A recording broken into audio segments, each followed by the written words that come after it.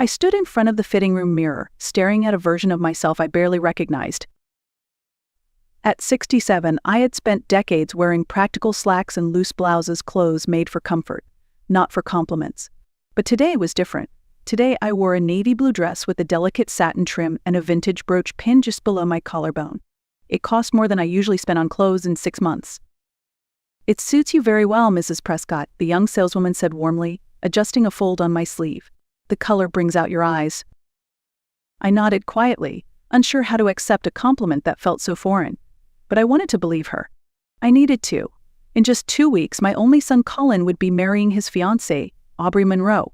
Despite the emotional distance that had grown between us over the years, I still wanted to look dignified, presentable, like a mother should. "I'll take it," I said, turning back toward the dressing stall to change. Outside, the streets of Wilmington buzzed with early afternoon traffic. I stood at the window for a moment, holding the shopping bag close. This town had been my entire life. I'd opened my first laundromat here. I'd buried my husband here. I'd raised Colin here. And now, his wedding felt like the last major chapter left for me in this place.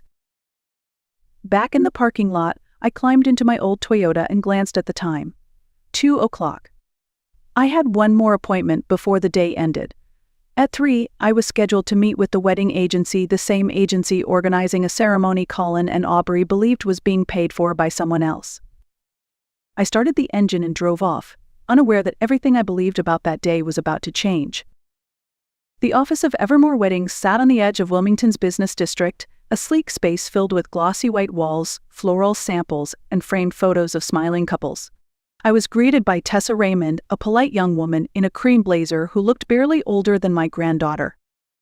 "Mrs. Prescott, welcome back," she said, ushering me into the consultation room. "We've prepared all the paperwork you requested." She laid several folders out across the table, detailed invoices, schedules, vendor contracts.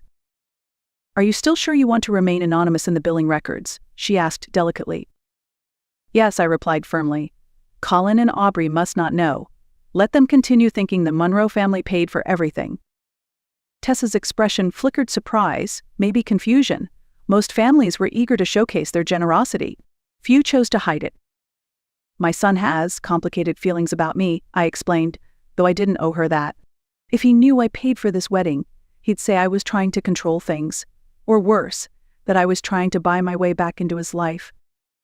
I didn't mention that after my husband died 16 years ago, I had built a business from nothing while raising Colin alone. Or that somewhere between college and career, he had quietly decided I was no longer good enough for the image he wanted to project. When I sold my chain of laundromats 5 years ago for a comfortable sum, his calls became more frequent, but only when money was involved. "Everything will be confidential," as agreed, Tessa reassured me. She passed over the itemized cost list: venue, catering, decor, photographer, musicians. More than $80,000. I scanned each line and signed without hesitation. Colin was my only child. Whatever had come between us, I still wanted his wedding to be perfect. And at that moment, I truly believed it would be. The morning of the wedding arrived warm and bright. I woke before sunrise, took a long shower, and carefully styled my still thick silver hair. I applied light makeup, something I hadn't bothered with in years, and slipped into the navy dress I had bought for the occasion. In a small white envelope, I placed a check, a generous gift for the honeymoon. I sealed it with care and tucked it into my clutch. Despite the weeks of planning and payments, I had never received a formal invitation. No embossed card, no RSVP envelope, just silence. Still, I convinced myself it was an oversight. Surely no one forgets to invite their mother. I drove myself to the Belvedere Hotel, the most luxurious venue in town. The parking lot shimmered with polished SUVs and imported sedans. My old Toyota looked pitiful among them. For a moment I hesitated. Perhaps I should have taken a cab. Inside, the lobby was alive with laughter and clinking glasses. Men in sharp suits, women in elegant dresses. I scanned the room for a familiar face but found none. "Grandma." A voice called out, and I turned to see Sophie, my granddaughter, radiant in a soft blue bridesmaid dress, hurrying toward me. She wrapped her arms around me tightly. "I'm so glad you came," she said. "I was afraid you wouldn't, because of everything." I smiled, brushing a strand of hair from her cheek.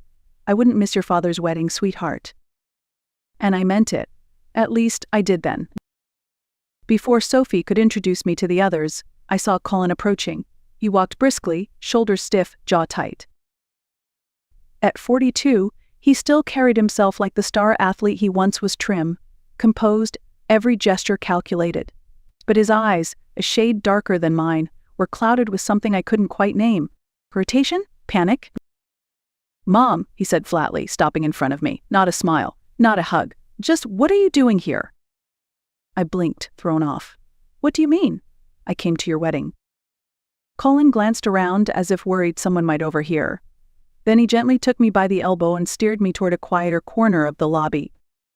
"Listen," he began in a low, controlled voice. "We talked about this." "No," I interrupted. "We didn't. You barely called me twice in the past month." He exhaled sharply, frustrated. "You're not on the guest list, Mom. We didn't plan for you to attend." It felt like a slap. "You didn't invite me." He rubbed the bridge of his nose. "It's complicated. This is a very curated event. Aubrey's parents, their colleagues, this whole thing has a certain image." I stared at him. "You mean I don't fit that image?" He avoided my eyes. "It's not about that." But it was. Of course it was.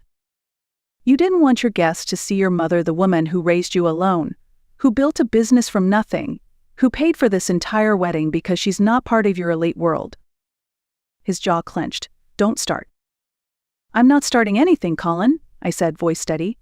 "I just showed up for my son." From behind us, a voice chimed in. "Darling, is everything okay?" It was Aubrey. She glided toward us in a pearl-colored gown, every detail perfectly in place. Her tone was pleasant, her smile tight. Her eyes took me in like I was a misplaced chair. "Oh, Mrs. Prescott," she said coolly, "such a shame you couldn't be at the ceremony. Perhaps another time." Colin didn't correct her, didn't protest. He simply said, "I'm sorry, but please go." And just like that, the moment broke. I nodded, straightened my shoulders, and whispered, "Congratulations to you both." Then I turned and walked out, my gift still sealed in my clutch, my heart suddenly heavier than it had ever been. I walked out of the Belvedere Hotel into the bright Wilmington sun, but the air felt cold. I made it to my car on autopilot, sat behind the wheel, and just stared at my own reflection in the rearview mirror. For a long moment I didn't move. My hands rested on the steering wheel, still gloved in dignity, even though my heart was breaking wide open. They didn't want me there, not even as a guest, not even as background. When I finally pulled out of the parking lot, I didn't head home right away. I drove aimlessly for a while through the old neighborhoods where I used to walk Colin to school, past the small strip mall where my first laundromat stood. That tiny storefront had once been my pride, the beginning of everything I had built. By the time I parked in front of my house, my mind had already made a decision. Inside, I placed the gift envelope on the dining table, took a breath, and picked up my phone. I scrolled to Richard's number, my personal advisor at the bank, and dialed. "Mrs. Prescott," his cheerful voice answered. "How can I help you?" "I have a question," I said calmly. "If I wanted to cancel several payments scheduled for this evening, could that be done?" There was a pause. "That depends. What kind of payments?" I opened my email and pulled up the wedding agency invoice. The Belvedere Hotel, Golden Elm Catering, Tessa Raymond Events, Rosebridge Florals, all scheduled for processing tonight. "That's a substantial list," Richard replied carefully. "But most of those transactions are still pending. We can freeze them." "I want them all stopped, immediately." "May I ask the reason?" "I was never invited to the event I paid for," I said simply. "And I won't be paying for my own exclusion." There was another pause. Then, "Understood. I'll get the process started right away."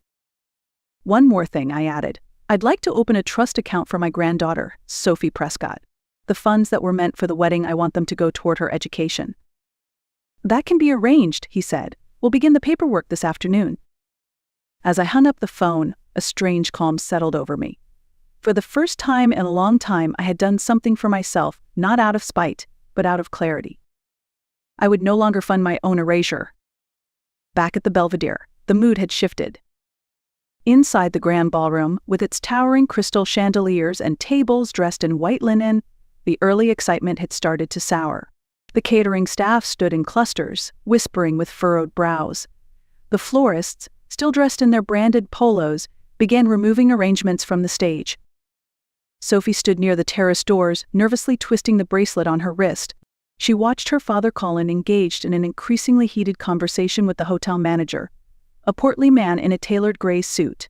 Aubrey hovered close by, visibly distressed, her makeup still flawless but her composure quickly unraveling.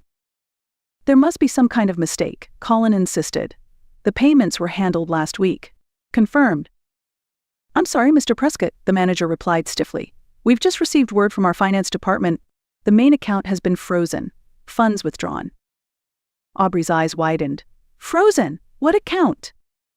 Sophie's heart thudded as she stepped closer, just enough to hear. Something told her she already knew the answer. Colin turned sharply to the manager, who initiated the withdrawal.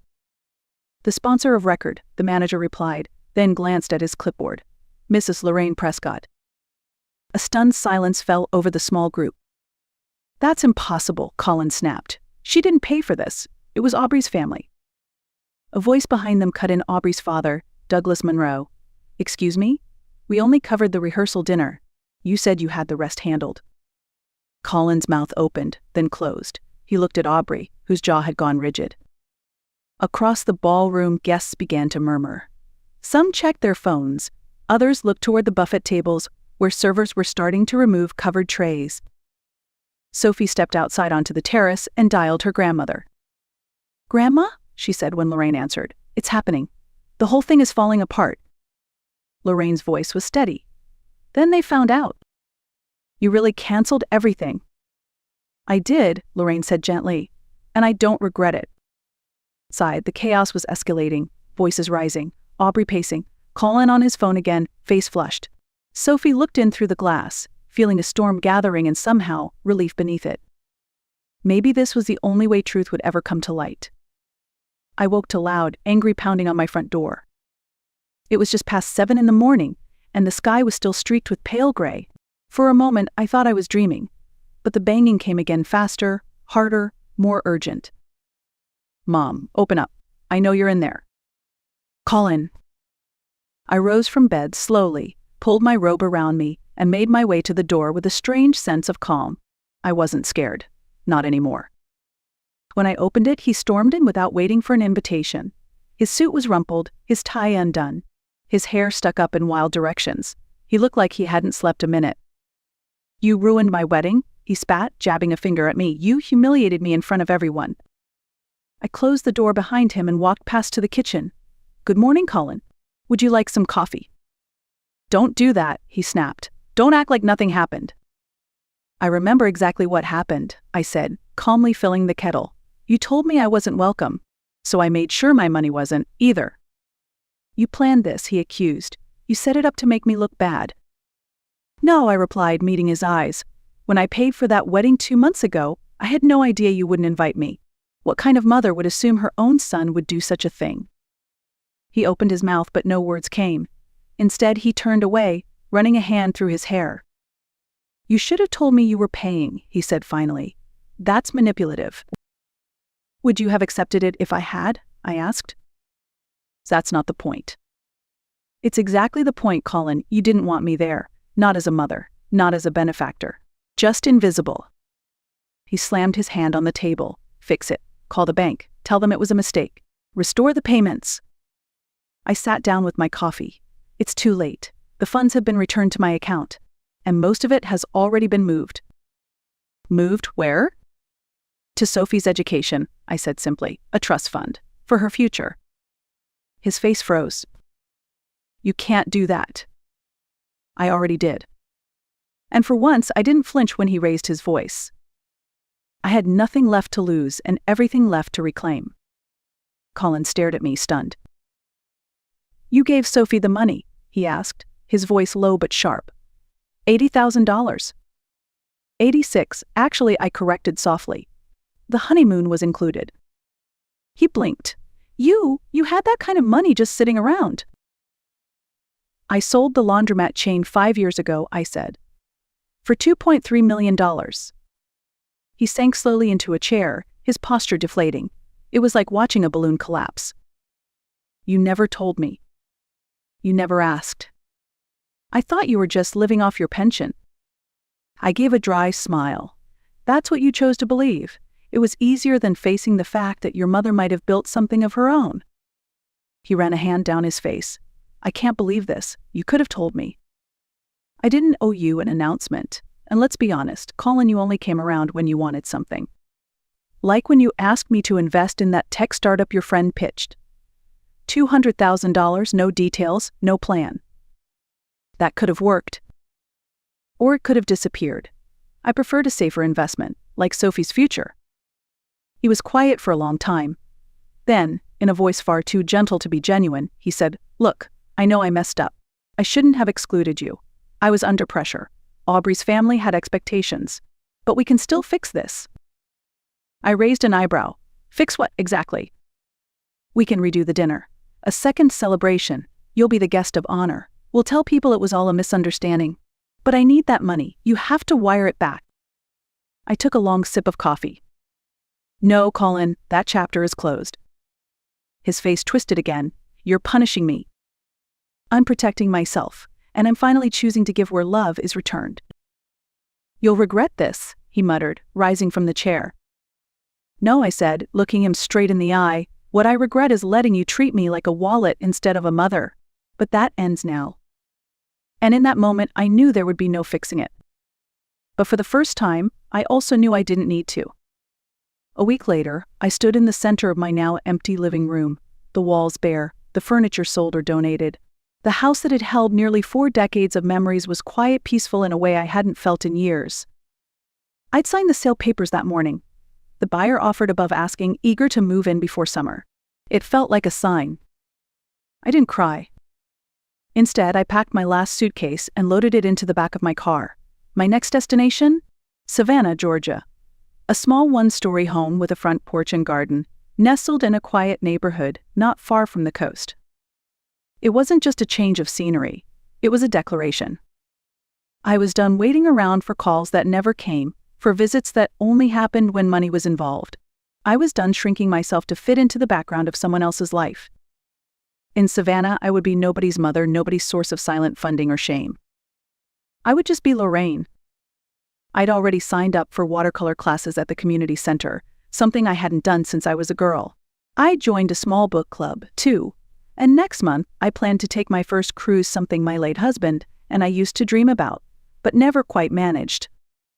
I had the time. I had the means. And now, finally, I had the will. As I drove away from Wilmington, I didn't look back, not because it hadn't mattered, but because my life, my real life, was finally beginning. 4 months later, I sat on the sun-drenched porch of my new home in Savannah, sipping iced tea and listening to the soft rustle of magnolia leaves in the breeze. I was no longer Lorraine Prescott, the forgotten mother behind someone else's success. I was simply Lorraine, retired, content, and finally free. The trust for Sophie had gone through without a hitch. She'd called just last week, giddy with excitement, after receiving the highest grade on her graduate design project. "Thank you, Grandma," she said, "for everything." I'd smiled, heart full. Supporting her had brought me more joy than any ceremony ever could. As for Colin, I hadn't heard from him, not directly. Sophie said he'd taken a smaller job and that things with Aubrey were strained. I wished him peace, but I no longer carried his silence like a wound. I had dinners with new friends, painted again for the first time in decades, and booked a Cancun cruise for the following spring. My suitcase was already half packed. For years, I'd lived quietly in the shadows of obligation and guilt. Now, in the golden light of a late afternoon in Savannah, I finally understood. My second act wasn't about revenge, it was about release. And this time, it was all mine.